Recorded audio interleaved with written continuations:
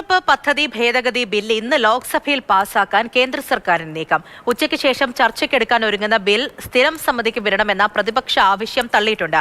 8 മണിക്കൂറെങ്കിലും ബില്ലിൽ ചർച്ച വേണമെന്ന് കെ.സി. വേണുഗോപാൽ ആവശ്യപ്പെട്ടു. ചർച്ചയ്ക്കെടുത്ത് പാസാക്കാനാണ് തൊഴിലുറപ്പ് ഭേദഗതി ബില്ലും ആണവോർജ്ജ ബില്ലും ഇന്ന് ലോക്സഭയുടെ അജണ്ടയിൽ ഉൾപ്പെടുത്തിയിരുന്നത്. ആണവോർജ്ജ ബില്ല് ചർച്ചയ്ക്കെടുത്തു കഴിഞ്ഞു. ഇരു ബില്ലുകളും JPCക്കോ പാർലമെന്റിന്റെ സ്ഥിരം സമിതിയുടെ പരിഗണനയ്ക്കോ വിടണമെന്ന പ്രതിപക്ഷാംഗങ്ങൾ ആവശ്യപ്പെട്ടെങ്കിലും തള്ളി.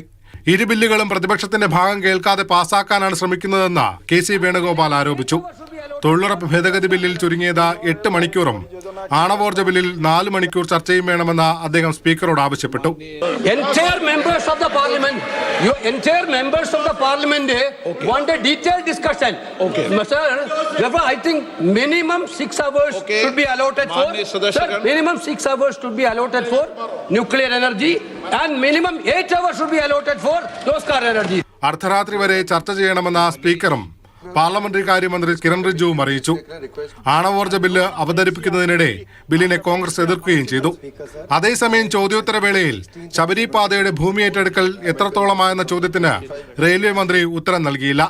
എറണാകുളം കായംകുളം മെമുവിന് സ്റ്റോപ്പ് വർദ്ധിപ്പിക്കുന്നത് പരിഗണിക്കുമെന്ന അശ്വനി വൈഷ്ണവ ഫ്രാൻസിസ് ജോർജ് MPയുടെ ചോദ്യത്തിന് ഉത്തരം നൽകി. മാതൃഭൂമി ന്യൂസ്, ഡൽഹി.